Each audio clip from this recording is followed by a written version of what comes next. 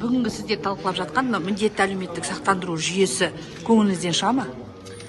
Мен енді бұрынғы кәсіпкер ретінде сізге айтайын, менің көңілімнен шықпайды. Екінші талқылап жатырмыз.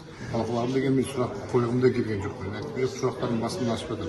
Ешқандай дұрыс көмек алмайды. Ол жерде тек қана ақша табуының көздері. Ана отырған дәрігерлер сені ойламайды, сенің денсаулығыңды ойламайды. Олар же өздерінің ғана ауруханаға ақша табуды ғана ойлайды. Олар ана қарап отырсаң, олар отчет жазбай отырады, сенің денсаулығыңды қарап отырмайды. Бұл деген барып тұрған бассыздық деп ойлаймын. Ана министрдің жауабына қанағатсыздықпен қарап отырмын, қанағаттандырылмадым.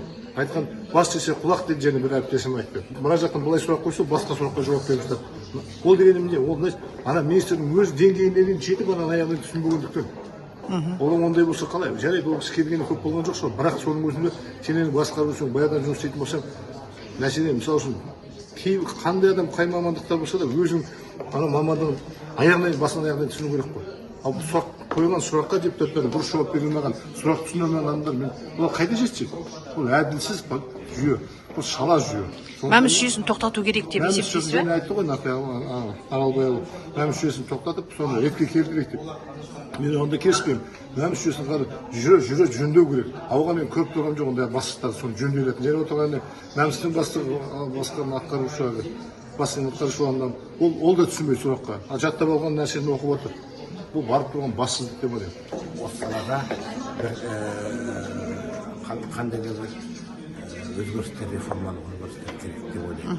Ал енді халық тарапынан мәмсті қолдану, жаңағы осылай медициналық көмек ала алмадық деген сияқты барсақ ол кезекте тұрамыз, кварталдың келетін уақыты бір ай, бір жарым ай деген сияқты сұрақтар өте көп. Осы тұрғыдан кейін дәрігерлердің проблемалық әсіресе ұйымдастыру саласында проблемалық мәселелер көп. Министр Әлназарова осы қызметке келген бетінде журналистерге берген сұхбатында мәселені мәмстен бастаймын деген. Енді министр болып отырғанына біраз уақыт болды. Мәселені шеше алды ма? Енді мен өзім ойлаймын, негізі былтырдан бері осы Әлназарова екенің мәлімдемелерін министрліктен тыңдап жүрмін. Ең бастысы жаңа министр осы медицина саласын қаржымен қамту мәселесінде біраз реттілік келтірді деп ойлаймын. Шеше алған жоқ.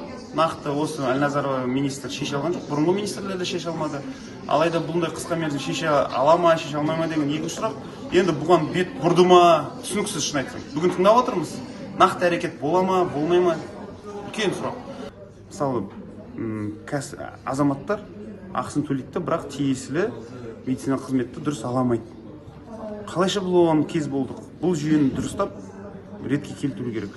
Одан басқа мысалы бірнеше жерде жұмыс істейтін адам бірнеше рет төлейді, қызметті бірақ рет алады. Одан басқа мысалы ақшасын төлеп жатып қызметін алмайтын азаматтар да аз емес.